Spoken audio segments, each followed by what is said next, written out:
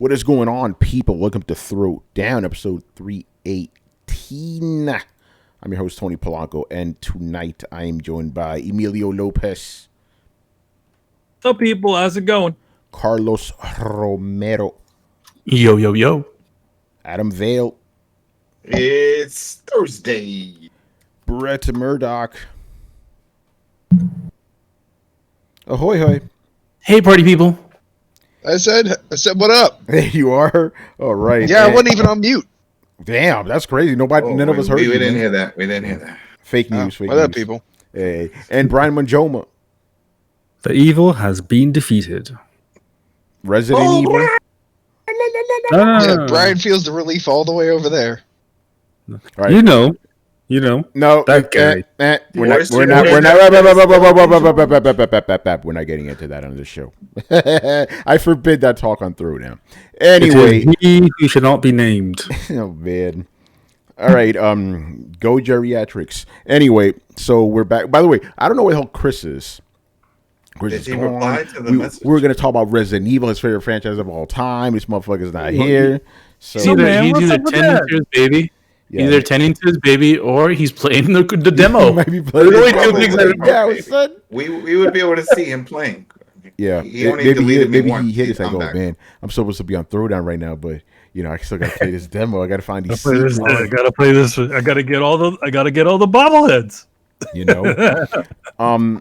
So anyway, outside of like world news, nothing fucking happened this week. It was dead in gaming. It was like today we finally got some big news, and we could have talked about it last week because they actually announced the Resident Evil showcase last week. But what are we gonna do? Just speculate? It's like we don't fucking do that around here, you know. I may go off about that later on, by the way, because we need to fill up time, and your boy's got a little bit of a chip on his shoulders, man. A little heated right now. Are you chipping? I'm chipping, man. These motherfuckers on Twitter, man. Anyway, so yeah, we're gonna talk about the Resident Evil showcase. All that went down. Very short showcase, as short as the demo. Then we're also gonna talk about. Yeah, we're also going to talk about the whole Hitman 3 controversy because there's always, hey, there's Chris. Let's fucking go. Hey, what's up? Hey, man. Yeah, Chris, man, we can't do a Resident Evil themed episode without you, man. Man, not only you and Kristen, you are like the Resident Evil couple. Cannot do this without you, man. You know? Man, I was excited watching that shit. I even got happy about that RE-verse thing because it doesn't look like trash like the other two. Yeah, like all Umbrella Corps or Resistance. But yeah, we'll we're save in that for it's like, okay, so trying again. Anyway, let's pull it back a little bit. So yes, today at 5 p.m. Eastern, they showed the Resident Evil showcase, and we already knew they were going to be showing off some Resident Evil 8, but we were like, what other things are they going to show? So let's talk about the Resident Evil 8 news first. So right out of the gate, it is coming out May 7th of this year, and surprisingly, because they originally said they were not going to do these versions, it is also coming to last-gen systems, PS4, Xbox One. So it's coming to everything but Switch. So there you have it. But yeah, Chris, what do you think of the footage they showed? It looked pretty good. The story gets a little more interesting because all right, so we've seen all the art on Twitter of this 8-foot tall fucking chick looks like she stepped out of the 1920s. You know, and I was like, who the hell is this? And apparently she's like a major villain. I don't know who exactly she is, but she is literally like 8 feet tall. She's freaking gigantic, and then she's scary as shit because I played the demo, and if you play till the end, you see why she's scary. But you know, I like the stuff that they said. It seems like they're going to expand more on Ethan Winters. Like, so you play him in RE7, but you don't know anything about him, really. You know, and I don't know. I have a theory that he is part of Umbrella Corporation, like old Umbrella, because there was an Easter egg in RE4, and his name is on a list that you find in a Wesker file. But it's just Ethan W. So I had this theory a long time ago, like maybe he's connected to Umbrella somehow, or maybe he was a scientist or some shit, but I don't know that for sure. I'm hoping that this game will elaborate more on his past because we know Chris Redfield shows up at his house and all this shit. So I'm pretty excited. Yeah. Go he's, ahead. he's one of the Wesker children. One interesting thing. This is something we don't know 100% sure yet, but it sounds like the that 8 foot tall vampire pale chick, whatever she is, she's apparently this game's answer to Mr. X or Nemesis. So that's going to be interesting, having this big bitch just chasing you the entire game, you know? And I said this on Twitter, I'm like, yo, because I don't know if you guys have seen, or, you know, talking to the audience right now, you guys in the panel have seen this. There are some thirsty dudes for this chick, you know? So I'm thinking, like, some of these guys won't even finish the game because they're going to let themselves get caught by her all the time. Like, oh, yeah, baby, give it to me, you know? And then she fucking eviscerates them. You give it to me, baby, let's go, you know? Motherfuckers jerking off playing the game and shit. It's like, all right, you know, so you ain't they are going to finish, but in a different way, you know? But it would be kind of like a break from tradition, right? Because like you usually have these big, grotesque, hideous monsters coming after you. Now you got this chick that looks like she came out of a speakeasy coming after you, you know? Yeah. So pretty cool stuff. But yeah, I played a demo just like you did. Short 15-minute demo. Scary as fuck though. I was like, your boy, man. And then the PS5 graphics make it look even scarier. You know, it's so real. It was pretty scary, and there's a lot of throwbacks to Resident Evil 4. Yes. I mean they showed the menu system now where you keep your items. Looks like the briefcase, right? From RE4, and you can even twist and turn items to Tetris them in there. Yeah. And then, I mean, the whole idea of the village and then going to a castle is the same thing like Resident Evil 4, right? You start in the village, you go to Salazar's castle. We see the tall woman. I don't know what to call her. I'll just call her the tall woman. She, yeah, like the tall man from Phantasm. She's a tall woman. Boy. And she's talking on the phone to someone. So there is a big boss, like a final person that she answers to. That we get that hint, and we get the name. I forgot her name. She calls her mother something or another. I forgot. But there's so she's not the. She's not. That's what it sounds By the like. way, by the way, she's not unnamed. They actually do name her. It's just I don't know what the hell her name is. I forgot her name. Yeah. Yeah, she has like some old timey kind of name, like Ida something. I don't know, but yeah. Constance. Yeah, it's her last name is kind of Frenchy, but her first name is not crazy. It's like one of those turn of the century type of woman names, you know. Yeah, and then so I encourage everyone to play the Maiden demo. If you have right now, it's PS5 exclusive, but if you have PS5, play it, and because you're getting some lore in there that's going to lead into the game. I'm thinking, and this is not a spoiler, but I'm thinking that this demo is happening in the past based on a file I read. Yes. So and you know the whoever you're playing wrote the file, you know, and it's stuck in there. And yeah, I can see where the vampire thing comes from. You know, play it. You know, I won't say anymore. Just play it. It's spooky, and the shit looks nice. Like the way they set up the When you go upstairs, I'll just say that when you go upstairs, damn, the textures on the wall, the sound effects. I was like, wow, this is spooky as shit. The wind coming through the windows. Are they using the surround sound and the crazy controller shit? I mean, I didn't notice. Yeah, I didn't notice any DualSense trickery. I mean, the audio is there, but I didn't haptic. Nothing happened. I mean, there's definitely jump scares and eerie sounds all around you. Yeah, there is some other like things behind walls. Like it's crazy. Play them. Yeah. By the way, I think Kristen said her name is Miranda. So there you go. Big girl. Miranda. What is this? Mass Effect? It's Mass Effect. Yeah, man. She's got Mass Effect on her chest, man. Yeah, Jesus, man. But so yeah, that's the Resident Evil 8 stuff. Very exciting. We're gonna begin the game. They also talked, and you already talked about. So let's get at Reverse, which is a multiplayer mode that's gonna come free to anybody that buys Resident Evil 5. So, but the thing is, like, maybe I missed something. But what does this entail exactly? Like, it just looked like you're just running around shooting your friends. Like, yeah, it looked like Team Deathmatch, or maybe it's more like a Fortnite type thing. Yeah. So it could be like that. And that's a good idea to bring that back because that's a multiplayer mode they know well and that they've done well in the past. and people are tired of well, Umbrella Corps, they fucked up. Like that's a trash game. Like don't even nobody touch that game anyway, so nobody cares. And the asymmetrical horror game is kind of played out. Like Dead by Daylight seems to do it well. You know, and you had Friday the 13th. I don't know how Predator did. I didn't really hear anybody talk about it. I don't think they did do that. With Dead by Daylight and Friday the 13th are like the prime examples of how to, successful. Predator, not so much. Right, but I think that's it. I think if you don't hit it right, it's just an RE Resistance. Like nobody's fucking playing that. So trash. Yes. So this works well. They seem to want a multiplayer win for Resident Evil. So I think they're gonna just keep trying this shit, which is fine. It's free, right? So it's free. I can't argue with that. One thing I found interesting was that the art style's different. It's like a cell shaded type of style, as opposed to the realistic style, and also seem to have some kind of like a filter over it. I don't know. It was kind of like a CRT type of filter. I don't know what was going on there. Kind of interesting. Well, I think they did that to make it smoother. You know, when you have multiplayer network connections and stuff, you want that shit as smooth as possible. So you do those kind of tricks to make it artsy, so it doesn't look cheap. But I mean, that why they're doing it. They can't make it look like RE8, the main game looks, right? And have that kind of have lag free like multiplayer.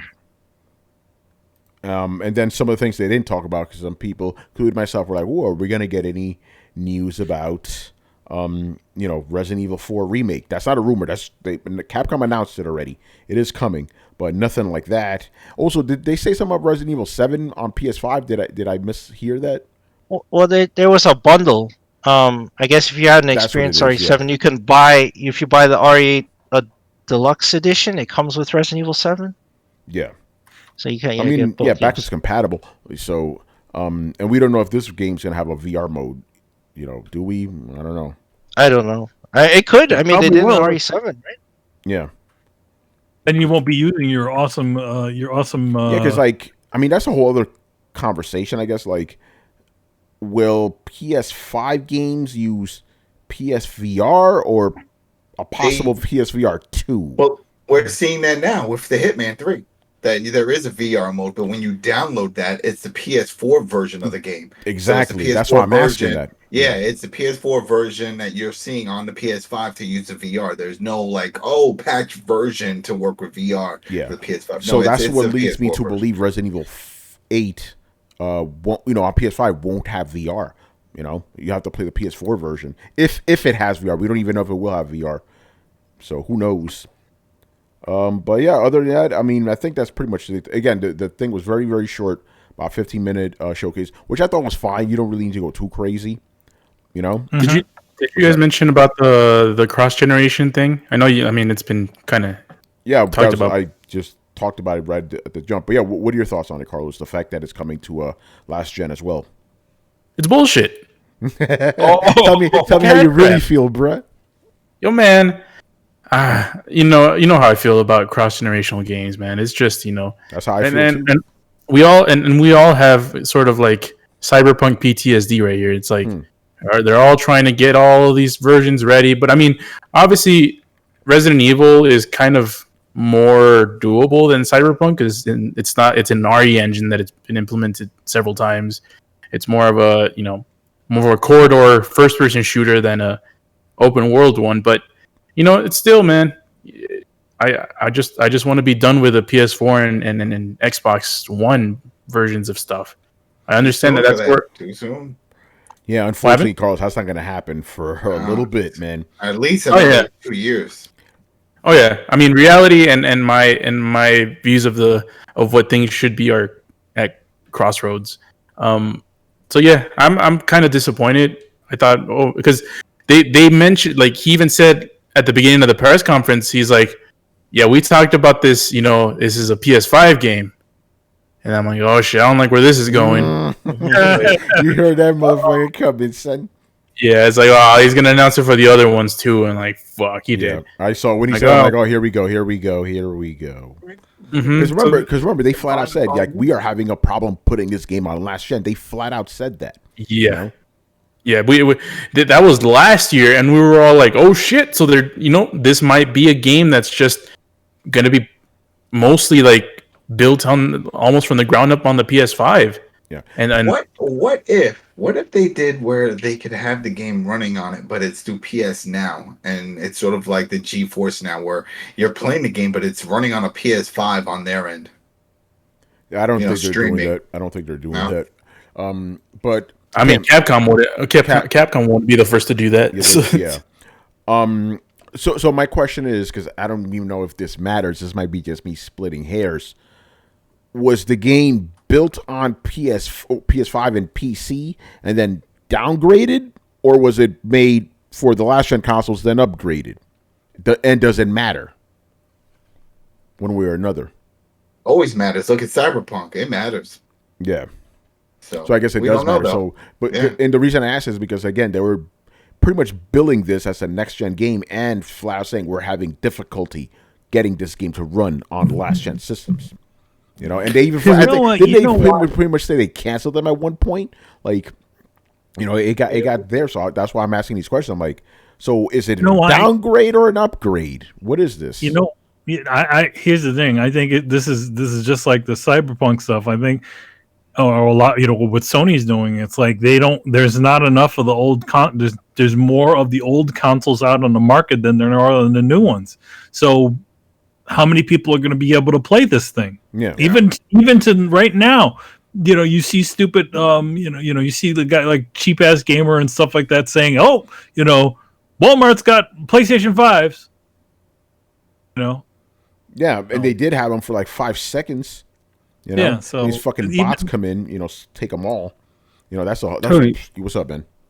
Here's a question for you. Yes. If you can't tell whether it's an upgrade or if it's a PS4 to the PS5 or a PS5 to the PS4, and you can't tell the difference which one it is, does it really matter? Well, yeah, that was the last part of my question. I was like, does it matter one way or another? Because I don't know if it really matters or not. If like upgrade, downgrade, like I guess it matters if it was originally planned with the last gen consoles in mind. Then it does matter because they would have had to put limitations in from the get go from the design standpoint.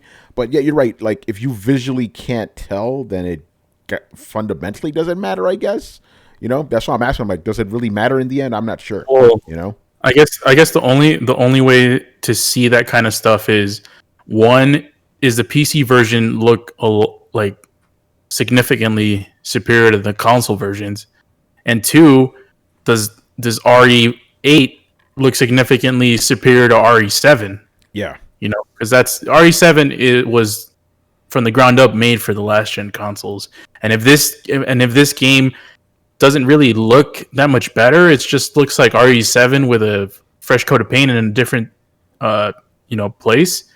And I mean, I haven't played the demo, so I haven't had like sort of RE7 with ray tracing. You know, that's you're right. It's like, you know, is this really next gen? You know, and I think it's a valid question to ask or things to talk about, because I know some people on Twitter are like trying to shame others who do say what we say, Carlos. Like, oh, you're just trying to exclude people. I'm like, I'm not trying to exclude nobody. They could jump on board when they get a PlayStation 5. You know? Yeah. That's just how it is. No one's excluding you. You buy the version when you get the fucking console. You know?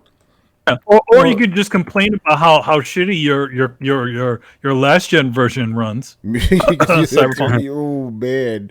You know? I mean, it's fine if you want to have the counter argument, but having the argument that we have shouldn't be like, you know, negated or it's invalid or anything. You know, we're looking forward to what the progression of gaming is going to be, and that's why we bought new consoles, and we want you know, the ultimate experience at this time for it. We don't want, you know, we prefer it to be all confined and tested on limited amount of consoles, not, you know, 4 different or 6 different versions of it in PC. It's, you know, we've been here before. We've been here before several times over decades. You know, we know how this shit goes. Yeah.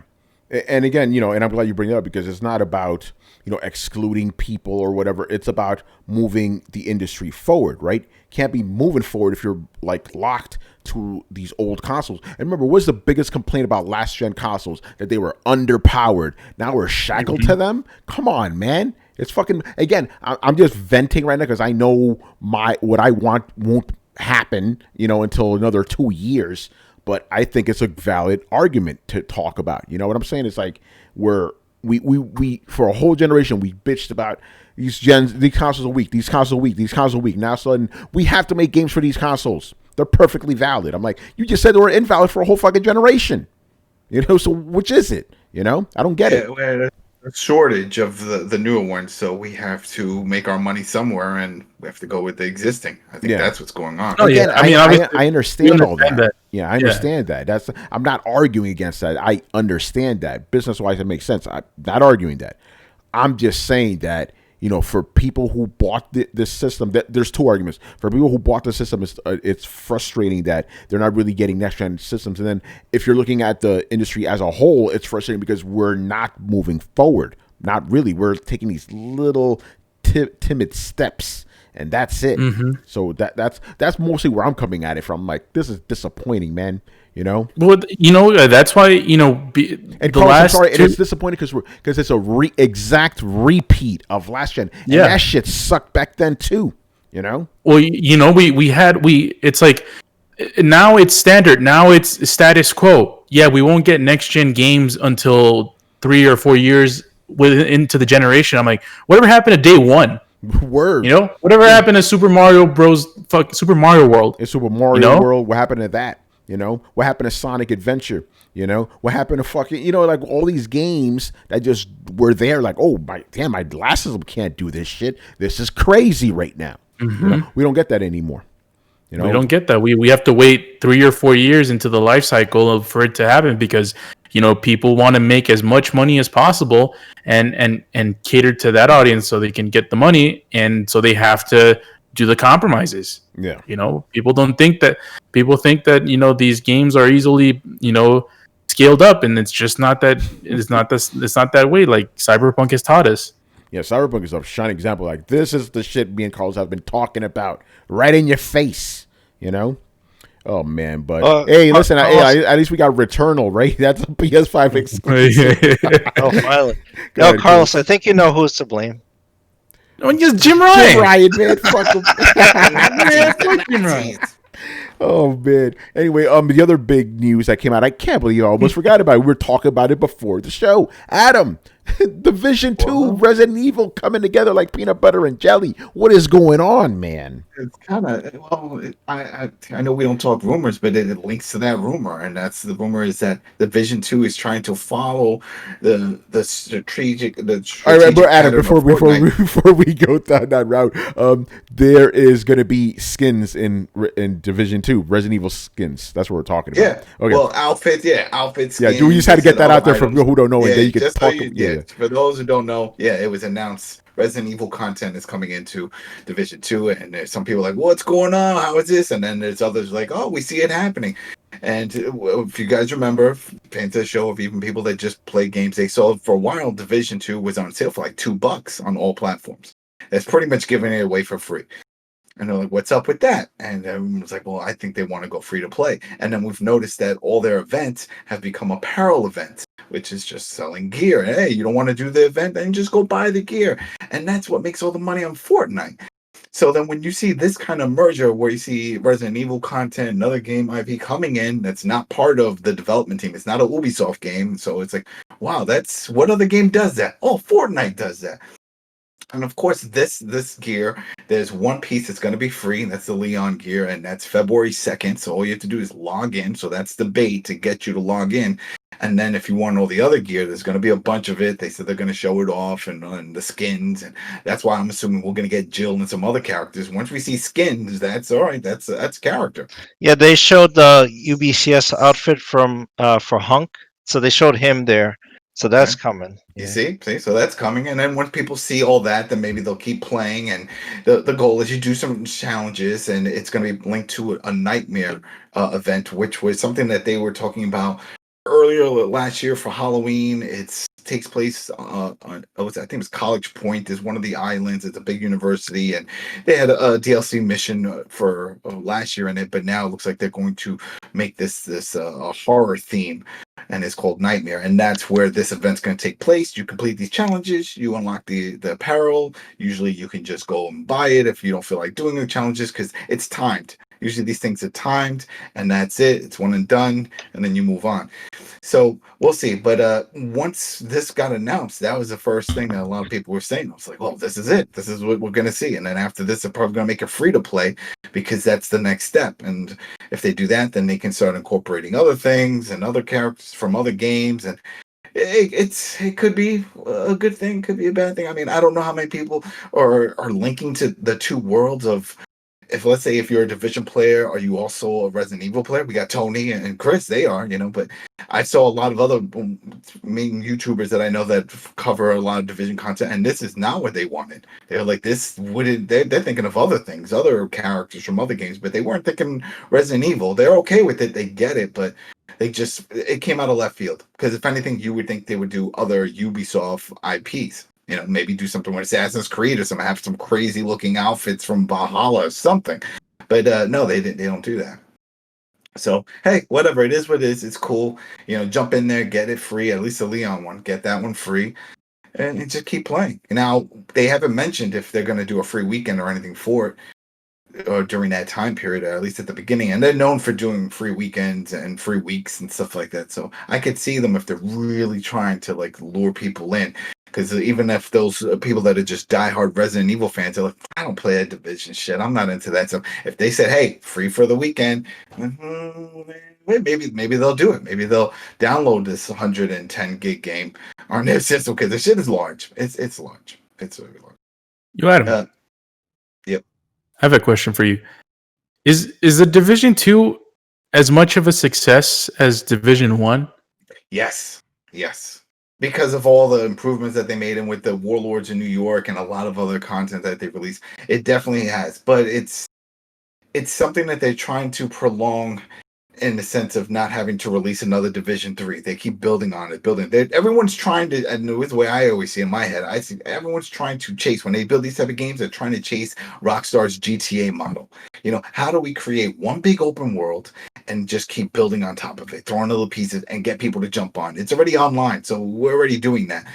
And GTA is crazy. I mean, you could have cars and races and tracks and stuff in space. You could do a lot of other things, and I think that's the appeal. But you see all these other companies that have this. You see this with Destiny and some other ones that are trying their best to just keep building on something, so that way they don't have to come up with a newer version every year. Just build on it. And for the most part, Division 2 has been up there. They just gave us the Summit a few months ago. That was that big tower. I did a story on that, and that was awesome. 100 levels you got to play through. It's better with friends. That's plain and simple, though. If you're going to play any of these things, play with friends. 10 times better than playing solo, playing with some randos that don't want to talk. So, but yeah, they're between that, and then with all these global events and all these apparel events. And I have my own apparel that I picked my guy up, and then Tony and we went in, we collected a bunch of masks, and I was cool with that. I'm not big on, oh damn, I need the next outfit. But when I found out about this RE one, I looked up, they've been doing this for a while, not with the other games, but just creating all these crazy apparel outfits events, and it's been booming. People are always hyped for it. And so they keep changing the next event. So, oh, this will be another apparel event. Oh, you want this type of event? All right, we're going to do this. And it's been catching on. So that tells me that people either playing it or they'll straight up buying it. And I'm assuming it's the latter, because then, look, I'm sure a large majority of people are going to be like, you know what? I'm not going to bother hunting down for all those crazy challenges for the RE stuff. I'll just pay outright whatever amount. I think it's like $5-10 or something like that. That's usually how they charge these things. And then you get all the apparel, and then you run around with before your Resident Evil stuff. So it must be working. The same thing goes with Call of Duty. Call of Duty does the same thing with the battle passes, but they do a lot of skins for weapons and things, and that's working for them too, making a killing. We hear about it all the time when they do their numbers. So we'll see. We'll see if this actually makes an impact. I'm curious if there's anybody in the chat that is not interested in the Division, that's willing to jump in just for the Resident Evil stuff, if this is enough to pull them in to a genre that they're not familiar with, or they really don't give a shit. For Manny, he doesn't give a shit. He loves Resident Evil, but he still doesn't give a shit about this, so he's not going to play with us. I don't love Resident Evil that much. I haven't played one since what was it, Resident Evil 5? Let's see. All right, so let's say that Leon stuff is free, and let's say they do a free weekend to go alongside it. Would you then jump in? No, Nah. right? That's still not. See, there you go. Free is still not good enough for Manny. No, because I have no interest in the game. It's like, Yeah, okay, that's I mean, can you change the game too? I'll take that. I'll take some other game. that's what I'm saying. That's what I'm saying. I don't know if this is enough to lure people that are into one type of game to jump into this type of game, this genre. It really doesn't link. Besides the fact that you wear armor, you wear gear, tactical gear. That's some real connection. Because I mean, there's not even. It's for people who are into both. I don't think it's going to lure people in from another. Like, me, I like Resident Evil. I like Division. I'm already there. Yeah. Same thing with Chris. But by the way, real quick, who said this? Somebody in the chat said. By the way, I can't read your names when they're in blue for some reason. See, Iris. Oh shit, that's my nephew. He goes, if you guys ever need an extra for Division 2, I'm down. Hell yeah, man, let's go. Yeah. We always need some. Yeah, for sure. It's funny though. Like it's like whenever these sort of combinations or these collaborations go on, it's like it's the Venn diagram. There's a space where there are a ton of Division people, and then there's this another huge space where a lot of Resident Evil people, and the only ones that are going to be interested are the ones in the middle, which is less. Like they have to be both Resident Evil and Division people. I don't think anybody that plays Resident Evil has no interest in the Division is going to be like, oh, that sounds awesome. I want to play that game because there's no Resident Evil is all about the atmosphere, the story. That Division doesn't really have that. It's more about the experience, the companionship with your friends, the multiplayer, the shooting mechanics, and all that. Go ahead. There is a new audience that opens up though. A lot of people that I know that don't play games like Resident Evil don't play it because it's stressful or intense or something like that. But that's diminished when you add multiplayer to it. So you might have people finally grow the balls to run in if they can bring their friend. No, what I'm wondering is if you see the trailer, you see the characters come down with the Resident Evil stuff. I wonder if they're going to create at least a little cinematic cutscene or something and try to explain what's happening, with the helicopter showing up from Raccoon City and all that. So I wonder if they're going to try to link it up, or is it just, hey, there's an event going on, nightmare, it's horror, and you get this outfit. You know what I mean? Are they going to try to come up with some way to tie this in to make sense in some weird way? Brett, you just made me think about something. Okay, with regards to Resident Evil multiplayer specifically, we've had a lot of attempts at Resident Evil multiplayer. They don't really work out. Is it that the multiplayer modes have been bad, or that the Resident Evil fan base doesn't care about multiplayer? Which is it? A competitive multiplayer specifically, because they do like co-op multiplayer, Resident Evil 5 and even 6. So which is it? Do the Resident Evil fans not care about multiplayer, or have the multiplayer modes in Resident Evil games just been bad? They've been bad. Chris? I think it's a bit of both. They have been bad, but I think most of the RE people, like you said, they don't care about competitive multiplayer. Team deathmatch and asymmetrical wars, they don't care about that. Umbrella Corps, they absolutely shunned that game. Yeah. Like it was like it might as well not have happened. It was just so embarrassing. And even the one made by Slant 6 at Outbreak, or was that it? No, the Operation Raccoon City. Okay. I get those two mixed up. Also trash, but it's like, to your point, it was a trash game. Yeah. I don't know. So it'll be interesting. It's like, I don't know if they'll jump ship. The last part, and I guess because it all links up, they didn't really mention too much, but because I don't know if they said the exact date. But when we talk about it, the February 2nd, and I think it's till the 21st, so it's pretty much the month of February. But also during that time, we have the PS5 upgrade patch for the Division 2 coming. That's right, 60 frames, 4K. Yeah. So I wonder if it's all connected in a weird way. If it's the second that launches, or if it's not, then maybe it's later on. But maybe that's how they're also going to try to sell it. Like, hey, look at what we've just done. If you do have a PS5, look how crazy it looks now. 60 FPS, 4K. This is another way to get more eyes on the product. Yeah. No, it's a good way to bring back guys like me, because I'm pretty much done with the Division. But as soon as they announce it, I'm like, yo, Adam, let's go. I was like, it's like Adam, let's fucking go. It's fun. It's fun. It's definitely fun. Especially like I said, get a group of people. Get people. That way you could run around and play. If you're by yourself, that's not so much. I don't know. Some people are into that solo, lone wolf. Division's not that type of game, man. Yeah, no, it's not. It's not.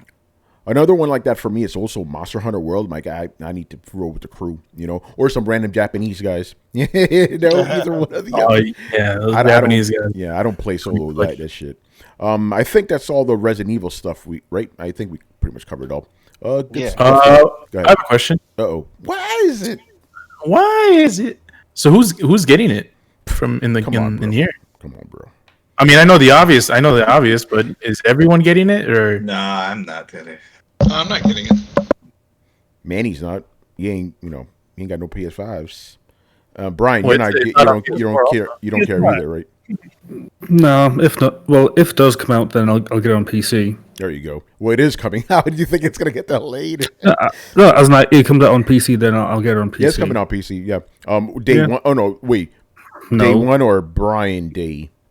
Brian Day. Okay. So, sometime in the future, maybe 2023. All right. So Carlos, the usual suspects. Then Okay. Just I like to do these types of surveys. Yeah. Are you getting it, Carlos? Do I get anything for taking a survey? Yo, man, I give you a cookie. Yeah. To be honest, though, Capcom's gonna hook me up though, so I'm not worried about that. Oh man, if they put me in a VR thing, that'd be scary as fuck. Be like, what I'm gonna do is I'm gonna get Chris to be on the party chat with me and guide me everywhere. That's just gonna be too scary, man. Oh man. All right. By the way, Adam, since you brought it up, I'm gonna sneak this story in there, man. Even though none of us really give a fuck about this, got to talk about it because I'm going to use this as an excuse to rant about a little thing. So Fortnite, as your PlayStation 5 loves to tell you, is getting Sarah Connor, T800, and the Predator, right? So I saw, people on Twitter complaining like, oh, they're ruining the franchise. And I'm like, bro, the Terminator and Predator franchise have been ruined since the second installment to each of them. This is not ruining the franchises. Fuck out of here with that. They've been ruined for 2 decades, Shit, Chris, no, 3 decades. What am I talking about? I was playing Gears 5 multiplayer recently, and it had the Terminators in it. I'm like, I forgot they did this. Yo, they remember Adam? We were trying to kill the Predator in Wildlands. Yeah. See, that's right. In Wildlands, same thing. You got Predator in there. I say these cameos are better than the fucking movies. The recent ones. That last Terminator movie was insulting. That last Predator movie was trash. Ugh. So yeah, that's the only reason I want to talk about the story. Yeah, that's the only reason I wanted to talk about that story. It's like, guys, they're not ruined franchises. Franchises have been ruined after the second installment to each of them. Terrible. Well, it took the third one for Terminator. No, I said after the second one. Yeah. Terminator 3 was trash, And hell, some people even say Predator 2 was trash. I don't say that, but definitely wasn't as good as the first one. I mean, people are allowed to be wrong. Yeah. Predator 2 was a good one. I like Predator 2. Fucking voodoo magic, man. Fucking voodoo magic. Oh man! All right, let's move on. The other story we're going to talk about: Hitman 3 causing controversy. Man, what is that versy? Where's that versy? Okay, dear God, the things people fight about are. Yeah. All right, Brett. I'll go to you as soon as I do the setup. So, Digital Foundry, they did their analysis of Hitman 3 that's out on all the consoles, but they specifically focused on the Xbox Series X and the PS5, right? And you saw some differences, right? Xbox 4K 60 frames a second. There's like one instance where Xbox drops to 40 frames a second, like in a wheat field or something, foul field. But other than that, 4K 60. Then on a PS5 version, it's like 1800p or whatever, but 60 frames all the time, right? But this was enough.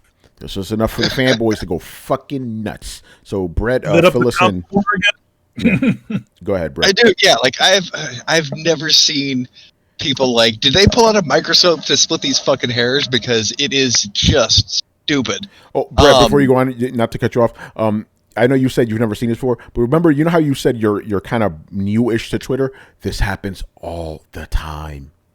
Oh my god, it's all the time. So It's Brett, the Brett, everything you're Tunnelgate experiencing all now, over again. we've experienced it 100 times. So this is kind of good to hear your first perspective as a layman to this shit, because this is not new. This happens literally all the fucking time. Anyway, go on, brother. I knew there was a fanboy war, like I did, but like the way that people engage in it. So, real talk, and this is, there's no way that some people aren't going to think that I'm biased. Real talk, this is one of those ones that Xbox eked ahead by a fucking nose hair. Whoop-de-fucking-do. It's a little higher resolution, and the shadows are turned on high instead of medium. Ooh. Practically they look pretty much the same. And it's just erupted, like the Xbox have just finally gotten something that they can say, they can point to, like, look, we finally did something better, even though it's, like I said, just a fucking nose hair better. And the PlayStation people are just they're just doing backflips to try and at least it runs at a solid 60 frames per second. There's one place in the fucking wheat field. Are you really going to be that pedantic about it? The answer is yes they are. Hilarious thing is that it's just a kind of beefed up version of the last gen version of the game. Yeah, that's all that yeah, so game is.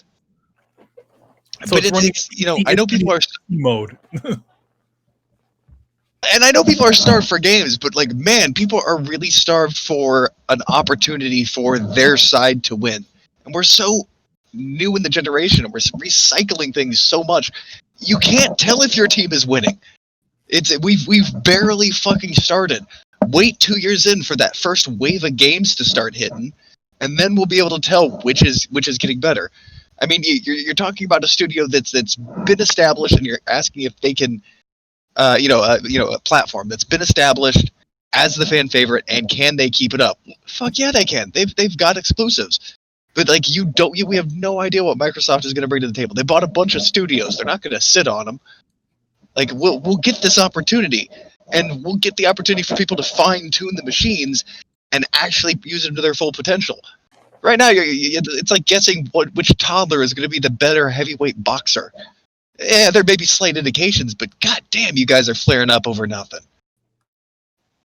Yeah, it's ridiculous, dude. Like, we see this all the damn time. And my thing is, like, these dudes seem to spend more time on Twitter bitching about games than playing games, which is crazy. The funny thing is the only people that it actually matters to are people that own both systems, and they don't care about the console wars. Yeah. Well, here's the ironic thing. I'm glad you bring that up. Okay, so people who own both consoles don't care, right? And if you own... Well, no, we care. Like, I might Google which... I'm going to Google where does it run better, and I'm going to get that one, because it doesn't fucking matter to me. Yeah, okay, but you said it right there. Doesn't matter which one you play on. Doesn't matter which one you play on.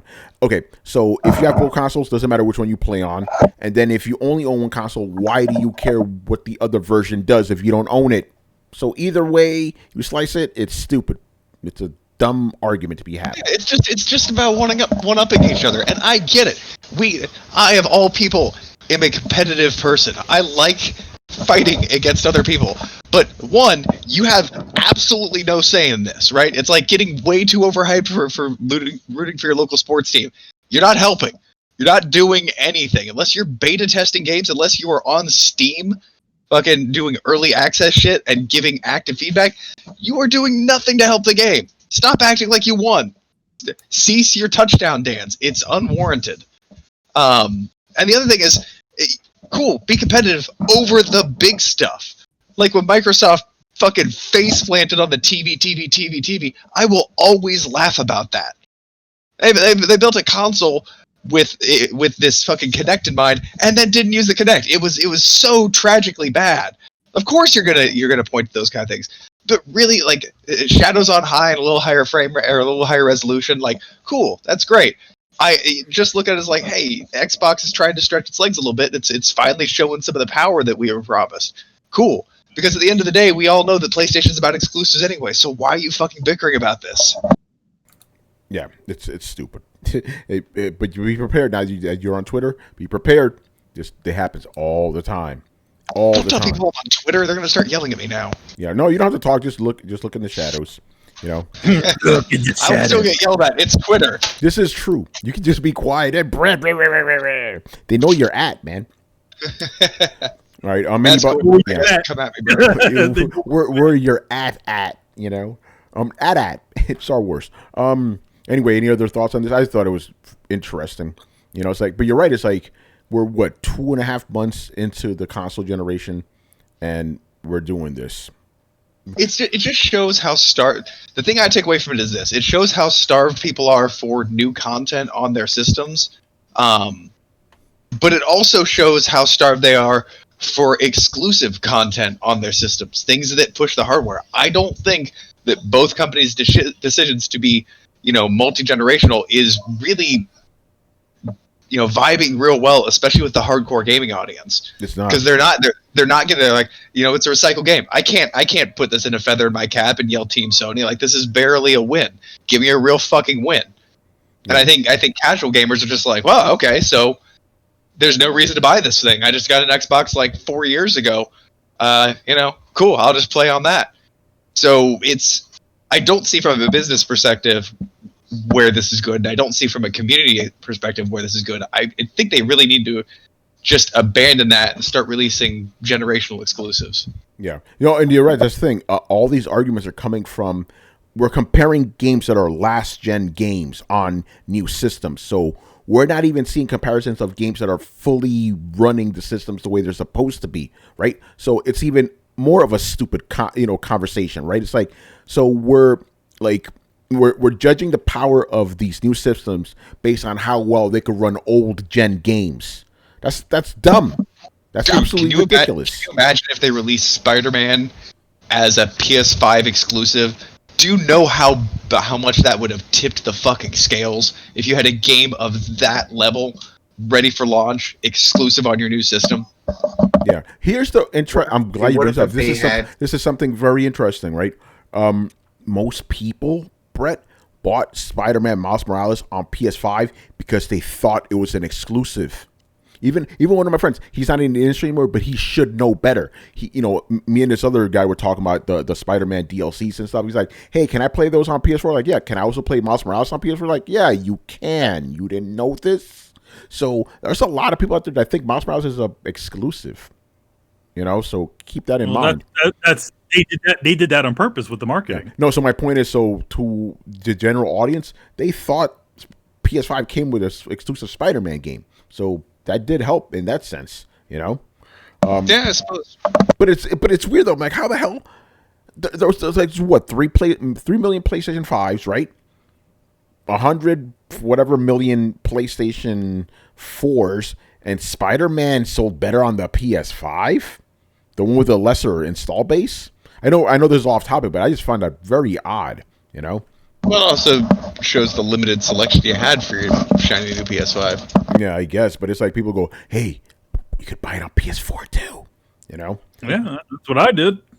Kind of interesting. But yeah, again, it's just silly to, pretty much use ammo for your console war, which is ridiculous already, based off old games. Hitman 3, yes, it's a new game. Yes, I understand that it's a new release, but it's meant to run on an old system. It's not a next-gen game, So how about we compare like Battlefield 6 or something, that is going to be next-gen. How about something like that? Or fucking Call of Duty Black Ops 5 or whatever, Like, let's do those type of games, not, whatever the fuck's going to be coming out in the next. Whereas anyway, Brett, get ready. That's going to be happening. Digital Foundry going to release their video for Resident Evil 8. Motherfuckers going to go crazy. And again, it'll be the same situation, right? It's an old gen game running on a new system. Yeah, the next Resident Evil, that's what I want to see. Like, who's Capcom going to like throw their weight in behind? Well, okay, here's. I'm glad you what system are they going to natively develop for? That's the big question. It's not even. By the way, it's not even a thing anymore, isn't it? That they just develop all games on PC and they just bring them to console. Apparently, it is. Judging by the fact that they're having to take different strategies to eke out power for the Xbox than they are the PlayStation. The difference is how they handle the flow of information, and the stronger SSD in the PlayStation can use certain shortcuts if it's used cleverly. Yeah, do we know that for a fact though, Brett? Like, because I haven't heard that whole natively developing for it in like 5 years. I don't even. No, we don't know anything about natively developed. That hasn't been announced yet. What we do know is that they require different approaches to optimize. Yeah, that is true. That is true. Because even though both systems are the same, they're also different. You know. Mm-hmm.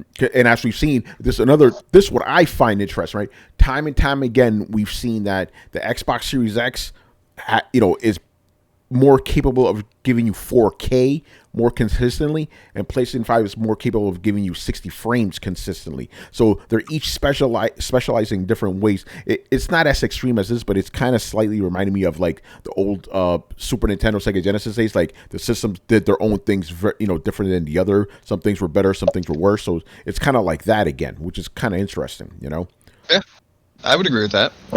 But again, I want to see comparisons of next gen, cross platform games. That's what I want to fucking see. By the way, somebody who said that in the chat, they said that Battlefield 6 Logic Wins. What's going on, brother?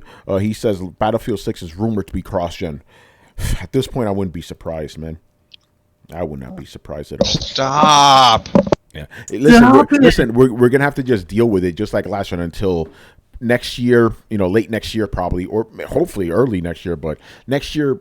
We're gonna have to wait. God, yeah, at least last gen they had the decency to act a little bit ashamed about it and try and do it quietly. Now they're fucking beating the band about it.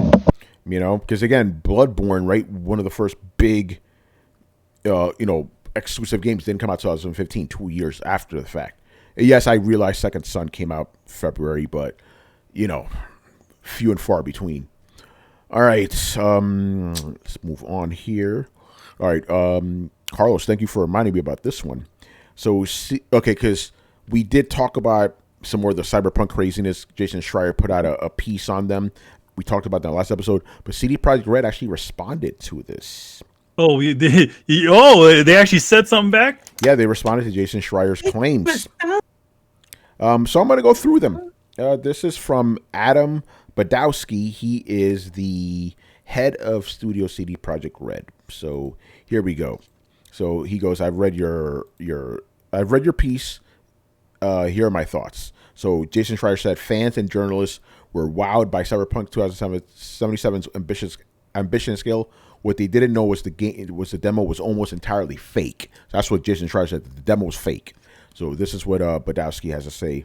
All right, so it's a little bit long, so just bear with me here. It's hard for a trade show game demo not to be a test of vision or vertical slice 2 years before the game ships, but that doesn't mean it's fake. Compare the demo with the game. Look at the dum-dum scene or the car chase or the many other things. What the people reading your article may not know is that games are not made in a linear fashion and start looking like the final product only a few months before launch. If you look at the demo now, it's different, but that's what the work in progress watermark is for. Our final game looks and plays way better than what the demo ever was. As for missing features, that's part of the creation process. Features come and go as we see if they work or not. Also, car ambushes exist in the final game almost verbatim to what we showed in the demo. And if we get a bit more granular about our release, the vision we presented in this demo evolved into something that got multiple 9s out of 10s and 10 out of 10s on PC for many renowned gaming sites in the world. As for the old gen consoles, yes, that is another case, but we've owned up to that and are working super hard to eliminate bugs on PC too. We know that's not a perfect vision either. And we are proud of Cyberpunk 2077 as a game and artistic vision. That's not what I would call disastrous. So let's talk about that response for a second there. So he's basically saying that, the demos that they released and stuff, he doesn't believe they're fake because they were just a vertical slice and they did more or less deliver on that. Do you guys think they delivered on that? He's talking in particular to the 2-hour demo that was shown behind closed doors. I saw a video from Angry Joe, who was one of the people that saw it, and he called bullshit on that because he said whatever they showed on the demo looked way better than whatever the final product was. So, this guy Adam Badowski is saying, no, the demo, the final product is better than the demo. It looks and plays better, but a lot of us didn't even get to see it. So from at least from one person that I know that saw it, he's saying that that's not true. So it's interesting. Brett? I think they call did put that. 9 kinds of bullshit. Yeah, hold on, man. You let Brett go first. Go ahead, Brett. I call 9 kinds of bullshit. First of all, and I think Brian will back me up on this, being a PC player. I've played alphas. I've played betas. Dropping major game features is not a normal standard part of the process. That's what happens when you're dropping sandbags from your balloon because the game is fucking crashing around you. It's not a good sign, and the community is not happy when they start taking away promised game features. And they'll reach out and try and get refunds or go on, huge thread rants. It's not a normal okay thing. And to light it as such is kind of weirdly gaslighting people. Okay, So Brett. Yo. I have to jump in. Can you talk about what were the features that they shown in whatever thing that people are talking about that was not there? For the sake of clarification. Because I'm just say, actually the branching storyline that changes based around the decisions that you make. All right. The whole thing that's like the Mass Effect side of it. Well, Okay. I mean, to bring up. Wait. And then, again, in the statement, the guy says that things are dropped because they feel like they do not work together. So, to me, I'm just actually that sounds like standard development. Like, if you're developing any type of software, that happens. The stuff that you want to put in there, you try to put in there, you see how it works. Sometimes it works, sometimes it doesn't. Hence, it goes. Again, Carlos can attest to that. Chris can attest to that. This is just software as a general idea. So I'm just out here that sounds like they were developing software and some things didn't make the cut. That My name is invoked, so I have the right to rebuttal. When you work, a lot of us are developers and we develop code, for a customer. The customer, gives us the requirements. We handle the requirements and we produce a product. At the moment where one of those requirements that is part of the design does not come on the final product, then the customer is going to say, "Hey, we had this requirement in the design, and it didn't come. You didn't deliver on it. So, it's not what we wanted." In terms, hold on. I know what you're gonna say. So hold on. Your analogy is flawed, though, because we are not the customer. I know. What do you think I was gonna say, Brian? What do you think I was gonna say? Okay, I'll let you finish. Yeah. So the dicey situation here is that the customer is sort of, the quote unquote the customer, the people buying the game are the people who are sort of driving this, but also the developers, because they're the ones that are setting these requirements, not the customer.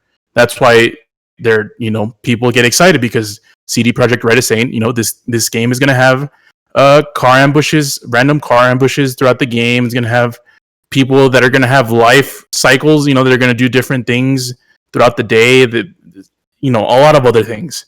So the customers and now the people who are buying the game are the ones that are going to say, "Oh, so that's what this game is about."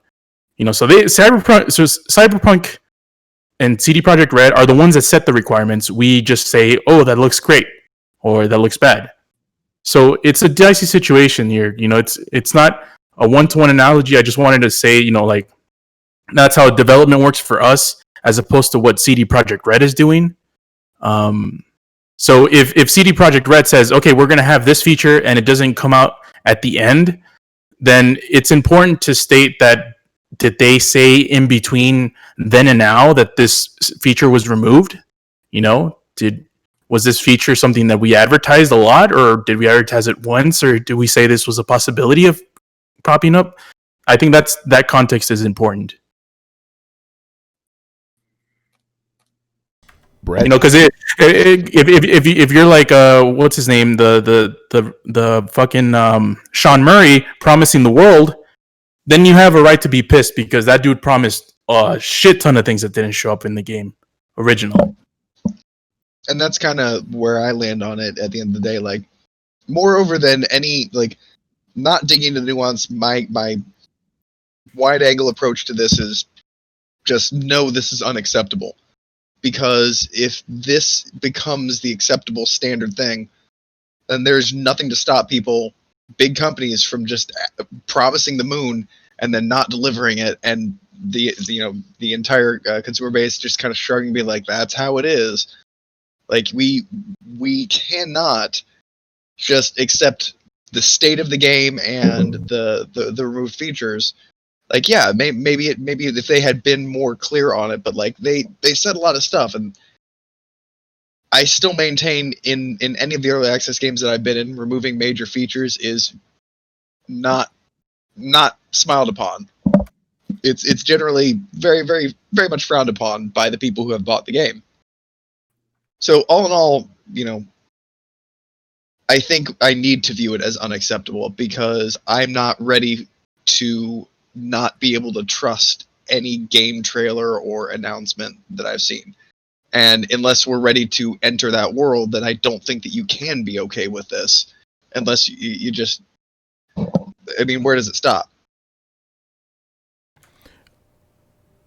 So I guess that's my final... Yeah, real quick, because I need to ask some follow-up questions. Because you said... So, just to be clear, we shouldn't accept when a developer tells us the game's going to have something and then removes it? Just so I'm understanding this. Yeah, we shouldn't applaud it. We shouldn't shrug it off. We should get a little pissy about it. Doesn't mean we need to burn the world down or anything like that. But yeah, you recognize, if you promise something and don't deliver it, in my opinion, that is failing at the thing that you attempted to do. And that may be a hard word for it, but maybe not deliver. So okay. Here's a question for you, Brett. Yes. What if the feature is just not going to work in the context of the game? It is a feature that they promised that they want to add in there, but then they put it in there, and through testing they found out that this thing does not work in this context of the game. Then they publicly announced that they're changing the direction of the game due to technical limitations. No, it's not through technical limitations. It's just that the feature doesn't work, as in it doesn't. There's no cohesion, let's say. Okay, so why would there be no cohesion with car assaults?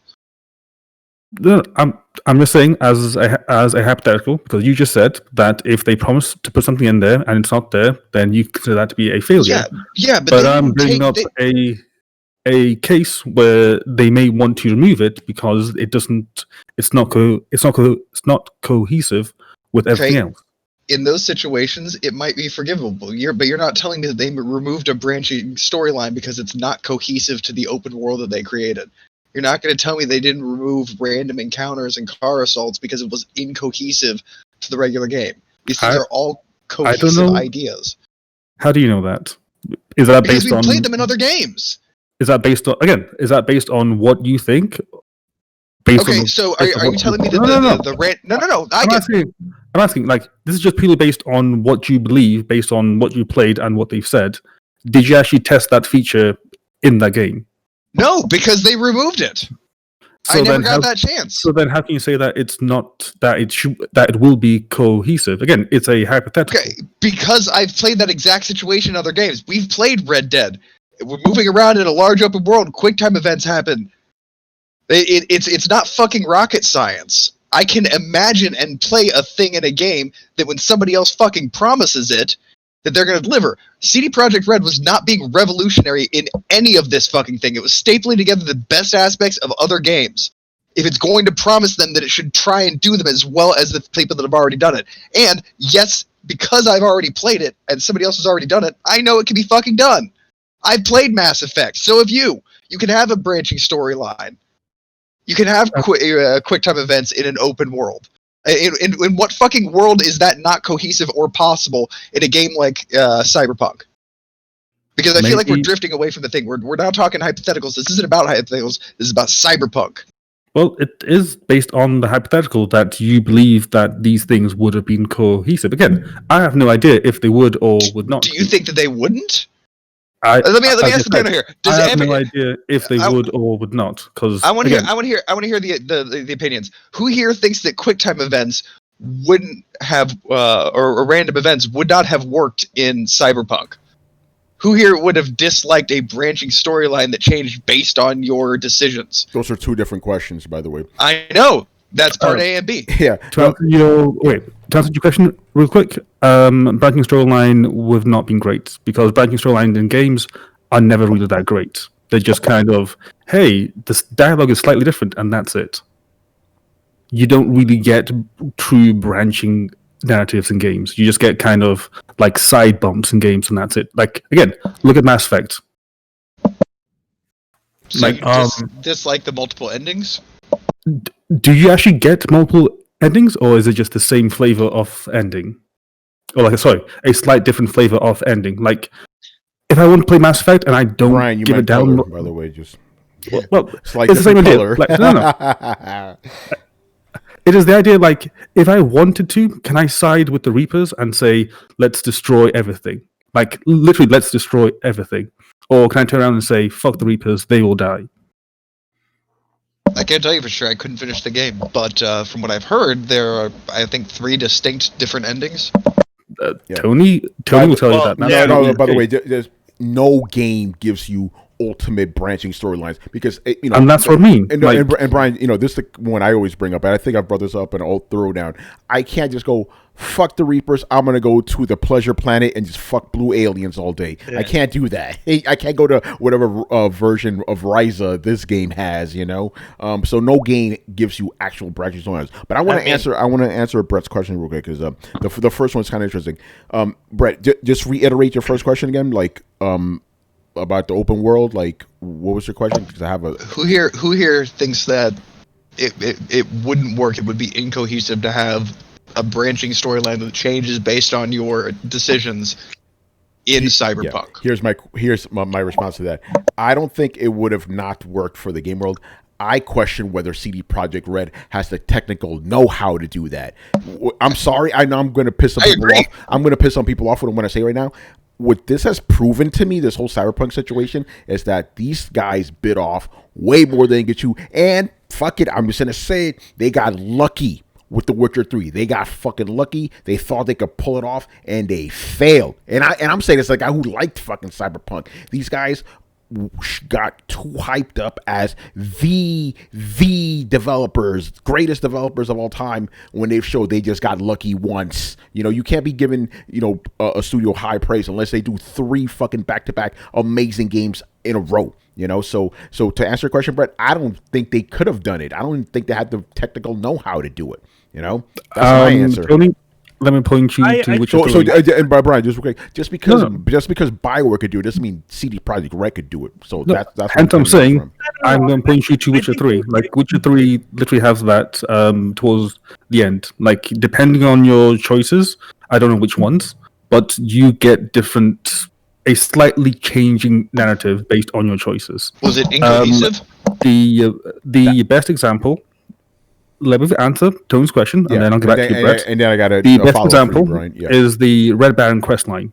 Find anyone that has played Witcher 3, and then ask them what happened in the Red Baron, in their version of the Red Baron questline, and you'll get slightly different answers because it's there. All right. So Brian, you're telling me CD Projekt Red is capable of doing this, then, right? Mm-hmm. That's even worse, then. That's even worse. That means they have been able to do it, and they didn't this time. And we all know why they weren't able to do it. Okay. What if they didn't want to? Yeah. Like, what if they said, like, hey... Wait, Brian, I'm with you on this. I think developers should be free to drop whatever features they feel are necessary to drop. And, based off the developers I've talked to, listen, games do not begin the way they end throughout development. So you can't say like, them dropping features new. Every game has features dropped. Every game in existence has features dropped. That's not a new, stop advertising those features and don't drop the features that you advertise. But at the same time, if you need to drop a feature that you publicly advertise, you need to be able to do that because you have to make the game cohesive. That's the word of the night. That's fucking the Pee-wee's Playhouse word of the night, I guess, right? So Brian, so I have to take back what I said about them not having the technical know-how. But then that's worse because if they do have the technical know-how, what the fuck happened? I'm going to answer the question, by the way, what happened. They rushed the fucking game out to please their fucking shareholders who are now trying to sue them. You know. Yes. So Well, they this- pleased nobody. Yeah, they it was a please nobody. bad Yeah. game. Like I said, this is exactly the whole situation with the Game of Thrones developers, the writers with Star Wars. They rushed Game of Thrones out so they could rush do the Star Wars movie, but then Game of Thrones did so badly they got kicked off the Star Wars project. So nobody fucking won. You know, this is the same situation. So that's even bad. So Surprise Red does have the technical know-how. They just rushed the fucking game. You know, but just to go back, Brett, I feel developers should have that freedom because they do it all the time. You just don't hear about it. This was just more public. They drop features all the fucking time. No. I want to make it clear. You can drop features. Just don't publicize the features that may get dropped. Like don't announce and promise things that you don't know that you can deliver on. Okay, that's fair, but I was just saying they should also be able to drop a feature they already announced. Just no, they should. You know, they should. A feature. Like, but when we get to like 5 or 6 different things, when you get into a 15-minute sizzle reel of damning montage or of damning evidence, yeah, that video was brutal. It's more than a feature. Yeah, and yeah, you should be able to drop one. But when you drop like, I don't know, when you change half of what the game seems to be about and what you promised, then you deserve, like, nobody's going to come in and stop you, but you deserve the ire of your customers. Oh, I agree. You promise them something, and because here I am. I'm very black and white about it. Mostly because I myself am a small business and a tattoo artist. So if I promise somebody something and they don't walk out with that, no matter the reason, I have failed at my job. My job is to satisfy the customer. Not bait and switch them, not con them, not sneak it in, not get it in their hand and then finish it later. They're supposed to walk out that door happy and satisfied with what they did, and by that measure, CD Projekt Red did not succeed. I'm not going to say that they. Rabbit Manny? I'm not gonna say that they did what they said because they didn't. Even if the game they came out with is good, you'd still have to recognize, yeah, they cut like half the features on this thing. It became a very straightforward narrative game, and that was not what was advertised. Yo, you know what would be fucked up? Man, if the game they promised comes out 2 years later with all these patches, that'll be really fucked up. It's like, yo, I'm sure it will. Yeah, no, but that's fucked up. I'm like, that means you should have just taken your time with it then, you know? And that's where I say the reason I can't find this acceptable. Yeah. Like, I don't, and it's not just for this game, it's for any game, man. Like, I don't want to have to hear about a game, get excited, and then 5 to 8 years later have them bring me something that's not really what they said was going to be, and they never actually made it clear that they had changed that. You know, the video, everything still exists on the internet. If you have an official trailer up from like 4 years ago when your game was a different thing, people will still see that when they research you. You need to take that shit down and make it very public that you've decided to try and go a different direction in the game. You decided that you wanted to do a more close-up, narrative, emotionally driven experience for a more cinematic type of game so that you feel things have more impact. Fine. Cool. Let us fucking know that.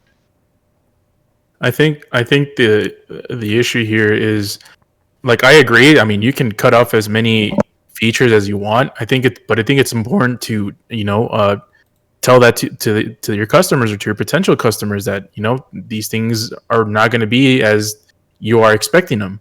Either that or, be more transparent when it comes to the reviews. A lot of the reviews were limited. They were all limited to PC. A lot of the showings were used through backdoor showings and stuff like that. So I think a lot of that is important, and I think it leads to a lot of the infuriating nature of the fans that are showing a lot of vitriol to CD Projekt Red right now. It's the whole the car ambush thing. If I remember correctly, and I don't remember this verbatim, but from what I remember, what is that? You guys keep talking about it. Car ambushes. Like, you were supposed to be driving around somewhere X or in the open world, and you would get ambushed by whoever X by another car, and it's like a battle. In GTA, when you get hunted down, like with like gangs and kind of like that. Yeah, that doesn't happen. Or like when cops are following you and stuff like that, like that kind of stuff. It would have been important to mention. You know, the what's his name, Badowski in his tweet, he says also car ambushes exist in the final game, almost verbatim to what we showed in the demo, which is important to mention because essentially what he's saying is that car ambushes are there, but they're exactly the way we presented them in the demo. So, and Angry Joe talked about this in his video. He says all of the car ambushes are not really random. They're not really everywhere. It's just one predefined thing that triggers a car ambush. And I don't know if it happened more than once or twice, but apparently car ambushes are not that prevalent. So in other words, it's non-randomized car ambushes. So it's like they're usually connected to something specific, and that's when you get it. Kind of like that's kind of like the intro of the game, where that car rolls up on you after when you're driving away from that one place, and he starts shooting at you, right? Yeah, it cannot like if you're driving around the normal world, that does not happen randomly. It does not happen at all. It's all during missions that it happens. And even that's rare too, I didn't realize those were heavily advertised because I didn't watch that fucking demo or whatever. I pretty much stayed away from all that shit. But again, we've covered this game to death. So yeah, we know they've purposely lied about a lot of shit, and they seem to be paying the consequences now. There's another lawsuit being brought against them. Fucking crazy shit. All right. Anything else you guys want to say about the Cyberpunks? This story will not end, Ben. It will not end. A lot of people see when it's up and running, when it gets back on PSN. I'm just curious, at what point does Sony bring them back in? When they fix the shit. But here's the funny thing, by the way. But that's what I'm saying. What does that mean? I mean, look, you guys just brought up a bunch of good points of things that are missing. Will Sony say, hey, here's our checklist. This, and that needs to be in. Not just, because you fixed some of the bugs before. All this other shit needs to be in so that way customers don't bitch. Well, that's going to be a long fucking time, Yeah. Who knows? You heard man? they're doing physical refunds now. Yeah, they are. Yeah. I want to bring in another quick thing from the tweet. The third part doesn't really interest me. About that the Polish shit, I don't care about that. Yeah, that's kind of the second part where it says Jason Schreier said that most of the staff knew that this game wasn't ready for release in 2020. But in fact, he only interviewed around 20 people that either work there or have worked there, or that are no longer employed by CD Projekt Red, which I find interesting. I don't know which one is more interesting: the fact that 20 people apparently knew that this wasn't ready, or the other 480 people who didn't know this was ready in 2020. Yeah, because remember they claimed like, oh yeah, we tested the last gen versions, they were fine. We found it was fine. Like, who the fuck did you have playing this shit? That's a lot. Yeah, I mean, you literally run that intro of the game, and you literally start seeing glitches and crashes. Yeah.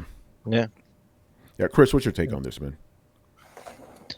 Well, I would be shocked if CD Projekt Red does not declare bankruptcy by the beginning of next year. Whoa! Because here's the thing: when you have like class action lawsuits are serious, right? But usually when you have a customer grievance that turns into a class action lawsuit, sometimes you can dismiss it with some legal finagling, or sometimes companies settle.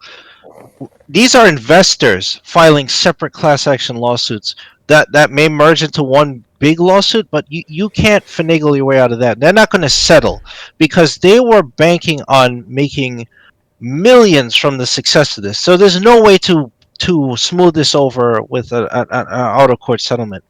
So the ruling of this, and I don't see any way out of it. The Polish laws are probably stricter than ours in terms of like the Federal Trade Commission and things that we have in terms of misrepresentation of product and false advertising and all that stuff.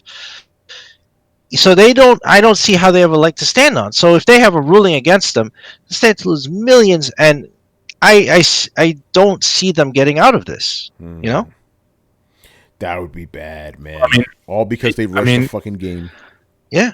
Well, and also another thing to note is, they have sold a lot of copies of this game.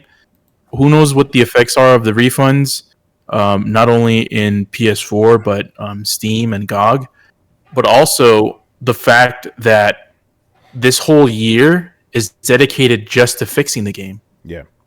And how big of an effect, because they're not selling these patches, they're not, the DLC, who the hell knows when that shit's gonna come out.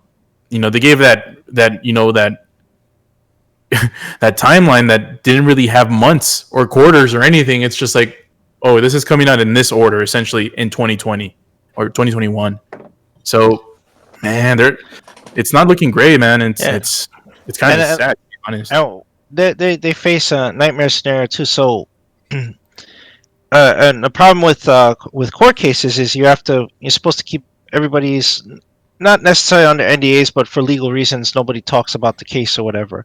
But you have people who are burnt out working on this game, right? And usually when you have those kind of crunch periods, you have a relaxed period. Like, okay, we released, the game went gold, it's out. People take vacations. People's hours get dropped back. They can take a leave of absence or whatever. Things calm down before the next development cycle. That is not happening now for these guys. So imagine somebody key in their team gets disgruntled, leaves, and then just goes to the press or goes to Schreier or somebody and says, yes, we knew that this game was fucking broken. Yes, we knew we were lying and blah, blah, blah. That would just damn them completely, because they can't stop somebody from doing that. And I totally see that happening. It's happened. It's happened, and it could happen because the head of the company comes out with the video, and then that other video came out and said, oh, you're full of shit. Play the hype back and go, you damn well knew what you were talking about. But if an insider comes out and says, yes, we had this, or if somebody inside takes documents or anything that they have and spills it outside, just like, fuck it, here's all the emails and stuff, we knew this shit was broken, here it is, and then they're screwed. Man, what a mess. But again, like we said, so they're going to spend the entirety of this year basically fixing the game. They could have just not released the game in the first place and kept working on it for next year. Absolutely. It's fucking crazy. They all this they did to themselves. Nothing to blame but them. Absolutely ridiculous. All right, let's move on, man. Last story of the night. The Uncharted movie has been delayed till February 2022. Is anybody surprised? No.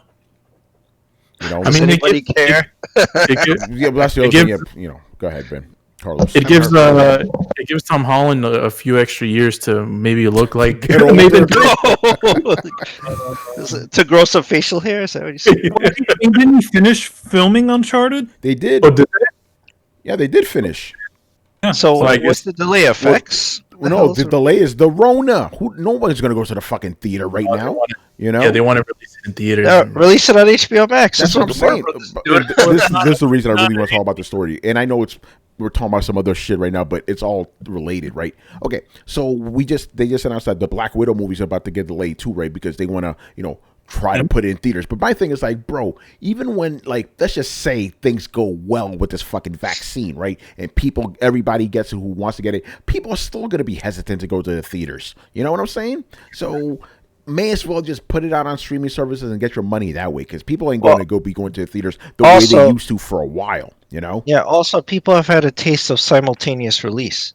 Yeah. You can't go back now. You can't go back. That's it. That G is out of the bottom. It tastes so good on the lips. Say it. Yeah. It tastes so good. Just have it right there. Yeah, I watched that fucking Wonder Woman. The movie was trash, but it was like, I saw it. It was right there. Yeah, it was right there. In the happy place. Yeah, at least I didn't have to leave my house to be disappointed. Yeah.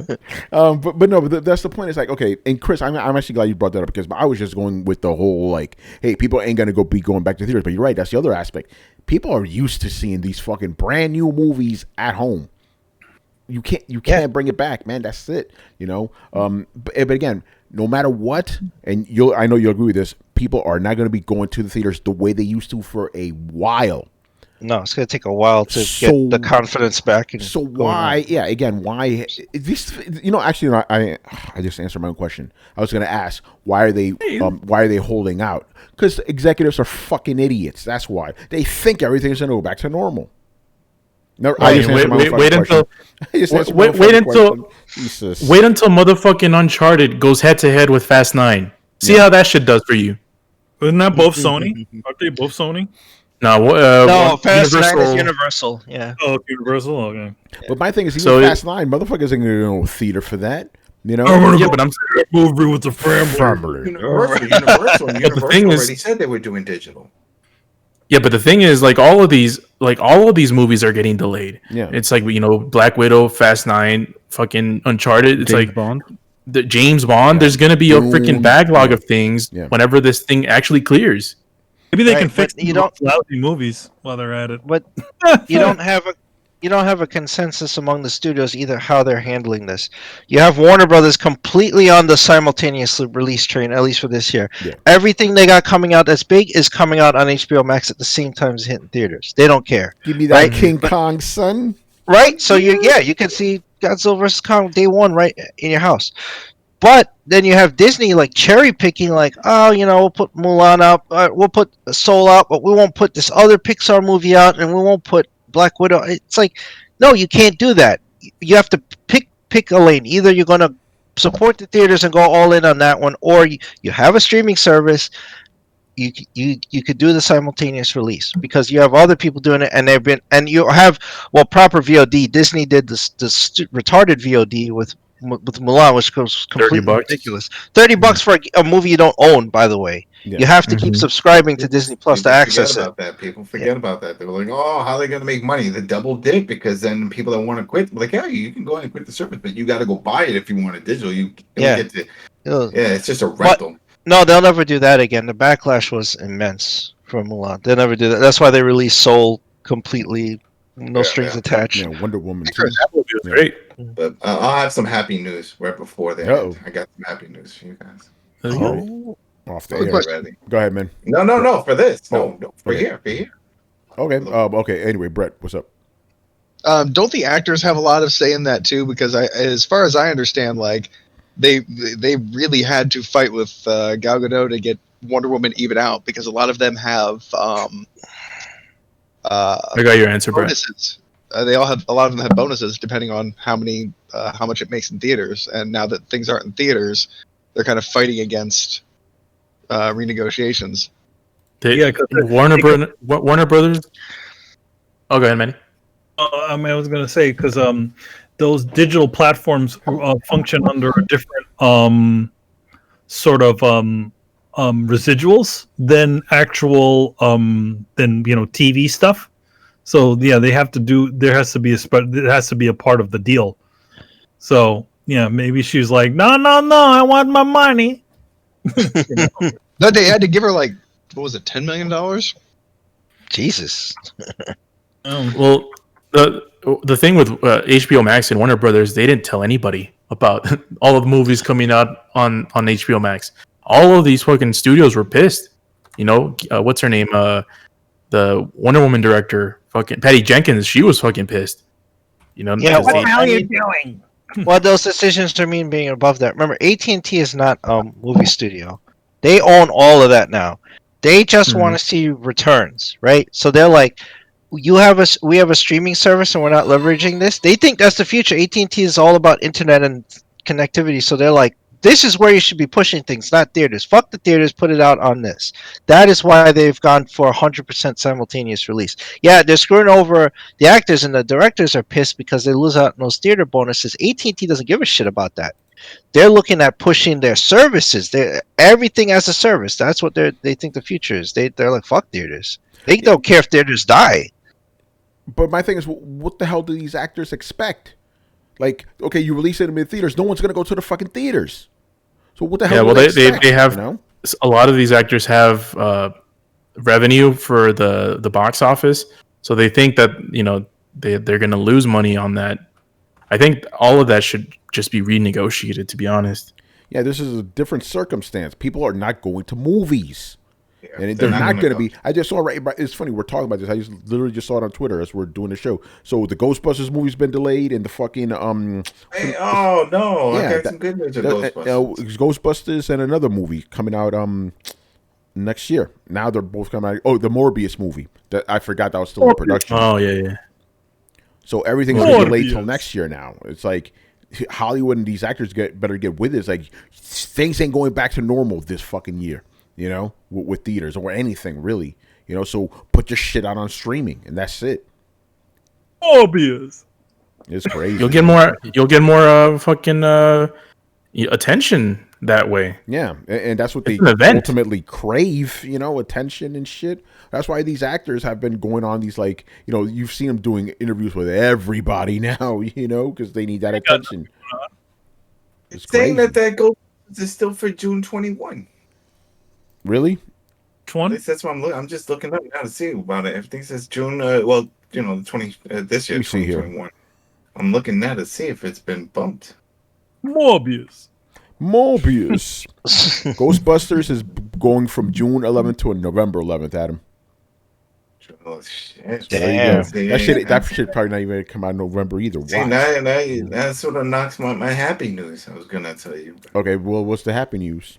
The happy news, Yahoo.com did an interview with Jason Reitman, which is the director of the Ghostbusters, the new one, Afterlife, also the son of Ivan Reitman, the director of the first two.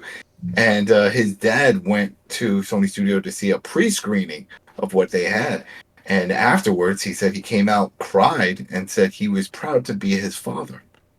Yeah, so well, he's not going to say the movie sucked. You know? No, but he didn't have to do the crying. He could be like, he did a good job. He said for that to happen, to see his dad react that way, just showed that he's doing something, keeping true to what he knows, not just what his father would like, but what the fans would like. So this was him getting like the double thumbs up. And this was something that he's never received from this isn't his first time directing. He's done others. So to get this reaction from his father, it just put this more emphasis on him that he was just doing everything the way it should be done, and that the fans were going to be happy with the final product. But then that's what I'm saying. It's like they do this whole article talking about the film. It's pretty much done. They're just editing and stuff.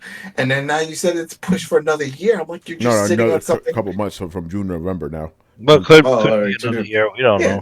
Yeah, it could be. Right, Chris. It could be another year. When you get to November, you're only you're right toward the end. We'll see. We'll see how long Ivan Reitman's tears last. You see, there you go. They're drying up already right now. But here's the shit I don't get. If they got that much done, then they're pushing it because of the hopes that everything will get back to normal. And I also believe, I hope that everything works out. But like you said, people aren't just going to be like, oh, well, I got my shot and run it to the theater. It's not going to work that way. Yeah. You know, so since we know this movie is done pretty much, and especially by that point, it's going to be done. This could always change. We could always see them work out a deal with one of these services, with Peacock, or with whoever is willing they should to do pay. that. Because there's that movie. Shit, I wish I remembered it. There was a new movie that's coming out, and it was they're doing these network auctions. I don't know if you heard about this.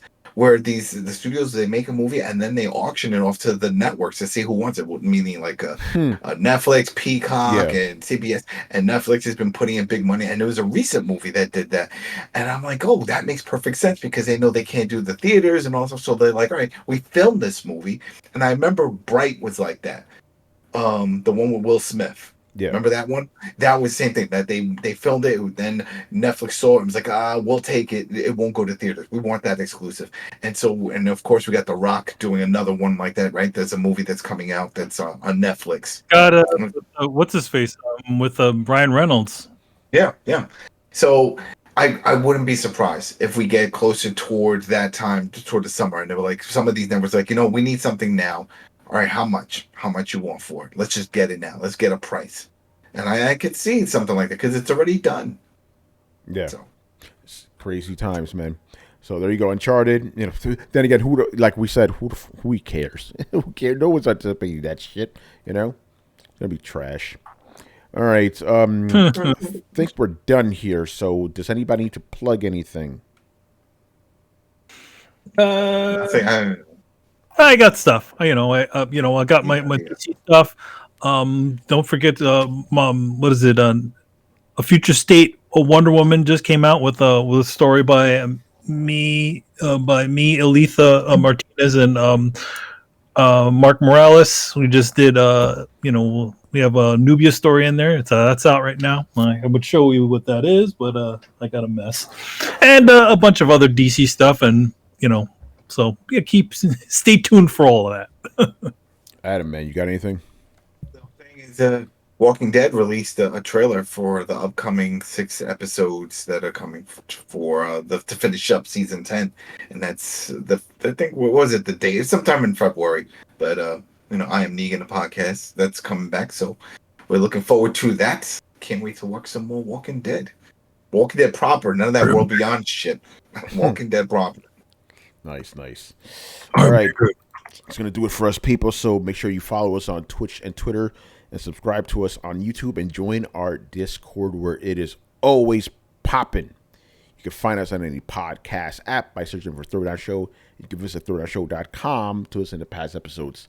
Links to all of that stuff is down below. Once again, I was your host, Tony Polanco, and tonight I was joined by Emilio Lopez. Hey kids, the secret word is Honoria. Got it. Oh, man. Oh my god. what's the secret word? I can't remember. I forgot it. Anyway, Chris Seeley. Hey, take care, everyone. Carlos Romero. Peace out. Adam Vale.